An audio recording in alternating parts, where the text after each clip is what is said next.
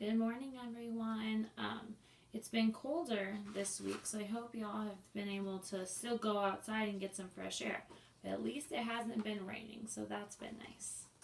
Okay, so I'm going to continue reading Wallace and Grace Take the Case, and we're on chapter 3. Who is in the garden? Wings in the air, eyes on the ground, said Wallace. Follow me. He flew off to the garden. The garden had a tall fence to keep critters out. But Wallace flew over the fence. Grace flew over the fence. Edgar crawled under the fence. So Wallace flew, Grace flew, and then Edgar crawled under the fence. Why do you think Edgar had to crawl under the fence? It's because he was a bunny. He's a bunny, so he cannot fly. The fence was not very good at keeping critters out. I saw the ghost over there.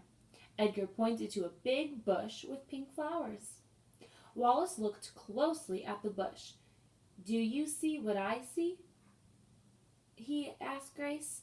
I sure do, said Grace. She had super good owl sight. So here is the bush with pink flowers. And here is what they see. Can you make any predictions about what that is? Do you see the ghost? Asked Edgar. His rabbit eyes weren't so good. No, we see paw prints in the dirt, said Grace. And that is a clue. Paw prints, wrote Wallace in his notebook. Show us your foot, Edgar, said Grace. Edgar lifted one foot. He wobbled to the left. He wobbled to the right. Standing on one foot was tricky. Wallace and Grace looked at his paw. Edgar's paw is not the same as these paw prints in the dirt, said Grace. Edgar's paw is bigger. So we know it must not have been a rabbit or Edgar. So this is Edgar lifting up one foot and trying to show Wallace his paw. And here are the paw prints. That means that Edgar did not make these paw prints, said Wallace. Someone with small feet was in the garden too. It was the ghost, cried Edgar. Hold up, said Wallace. You saw a floating ghost, right? Yes, said Edgar. A floating ghost would not leave footprints. Another clue. So that must not have been the ghost. Here's them looking at the footprints. And here's a picture of a ghost to remind us what we're looking for. Floating means flying, not walking. Aha! Cried Grace. She felt less scared now. And these prints look like animal paw prints. But what about the white floating thing? Asked Edgar. Said Wallace. We need to investigate, Grace told Edgar. That's a big word for look around. Wallace stepped closer to the bush. Eoy! He cried, look! He wants them to look at this. To me, it kind of looks like a tail, but we don't know. White fabric poked out from under the bush. Then Wallace twisted his head almost all the way around. Owls can do that. I can't do that. You probably can't do that. That's kind of crazy. Do you see what I see? Wallace pointed at the yard. Grace twisted her head around too. I do, Grace grinned.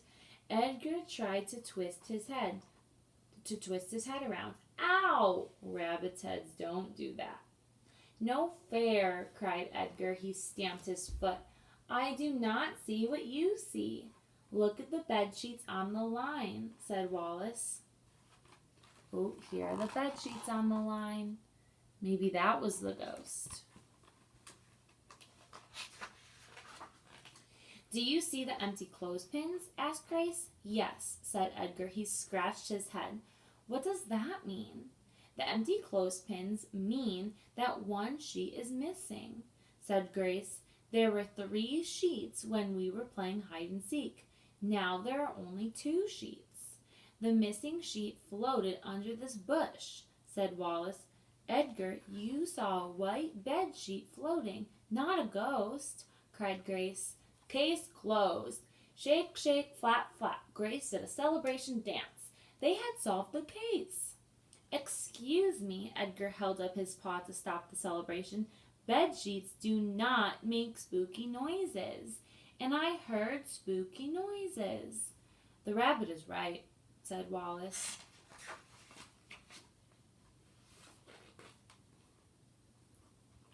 Grace stopped dancing. We forgot about the Night Owl Detective Agency Rule Number 2, said Wallace. What's that? Asked Edgar. Rule number 2 is the case is not over until everything makes sense, said Grace. A bedsheet making spooky noises does not make sense, said Wallace. Case not closed, said Grace. We need to investigate more. Wallace followed the paw prints around the bush to the fence.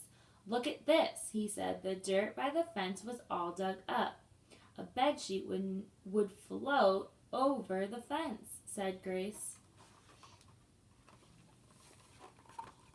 Here's the hole dug up under the fence that an animal must have made. And it's kind of hard to see, but there are the paw prints made by that animal as well. Something crawled under the fence right by this bush, said Wallace. It wasn't me. I came in there. Edgar pointed to the other side of the garden. We need to see what is under the bush, said Wallace. They stared at the bush for a long time. Was the ghost hiding under there? You first, said Grace. No, you first, said Wallace. Someone do something. I'm hungry, said Edgar. Fine, I will be courageous, said Grace. Courageous was a big word for brave. Here are Grace, Wallace, and Edgar being nervous about what's under the bush.